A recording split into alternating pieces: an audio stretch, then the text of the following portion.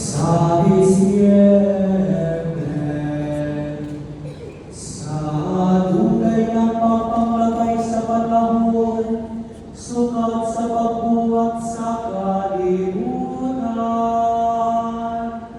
kanusa ang Diyos sa sinugdan, mibuhat sa langit o sa yuta, ug niingong tao, diya sayang kaugalingong kasamahan.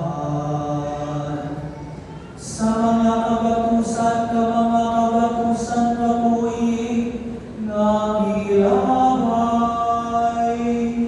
sukad ang nakabagaw, limo sa iyang kapuhan, diya sa kapamanuran, ungat sa dakong luto, isip timaan sa kasabutan o kalinaw. Sa ikakawagos sa kakabatusan kapoy, sukat ni Abraham, atong amamat sa pagtuon.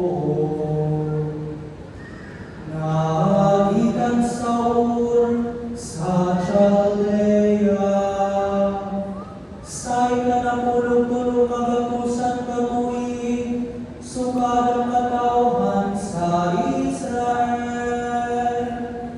nga ginian ni Moises, pagkabukikan sa Egypto. Sulod sa kanimong kapoy, sukat si David, ginihugan na hain.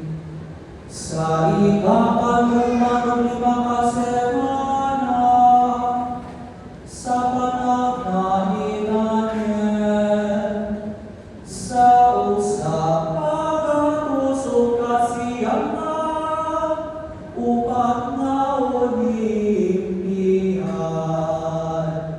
Sa tuwing 7 kagatos, o 5 tuhang, sukat sa pagtukod sa siyudad sa Roma. Sa ikakapatang o 2 katuig, sa pagmando ni Cesar Octavio Augusto, ang tibok kalibutan niya sa kalinaw. Si Jesu Cristo, tunay na Diyos, ug anak sa tunay na Ama. Mibuot sa pagbalaan sa kalibutan, pinangin sa iyang mahigugmaong presensya, nga ipanangkot sa lalak sa Espiritu Santo, uguman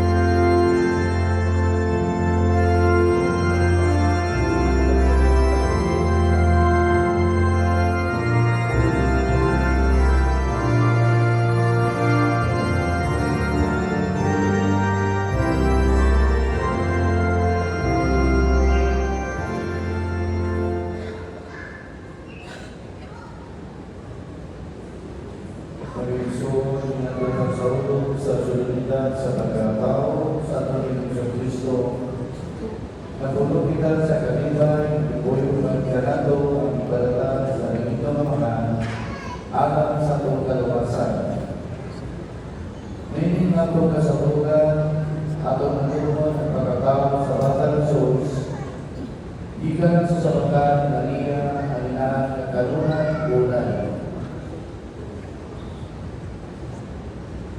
Sa ato pagsaulog sa pagkatao ng Kristo, mamalandong kita sa pagkaliyo, alang sa pagpanalangin ni Pasunan.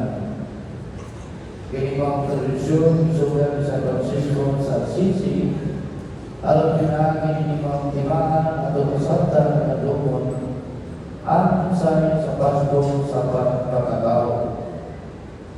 Sa atong pagsunod, initarawan ang mayong balita sa Pasko na inyong buhi o malalikan nato sa pangayanin ng misteryo sa pagkatao sa anak sa Diyos.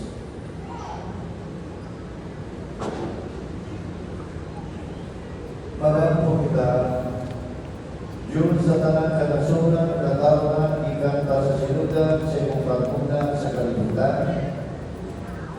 Imo na kipadaya ng iyong kumang kalamo, o kaya sa usalihan na inaanggan kami umanulubos, imo kipadala, imo punto kanan, na pagkipagkatao pinahangin ni Maria ng Bergen, siya naghatag sa pagkilamuyo kalipay, kalinaw, kakayan, kalungkot, ugma.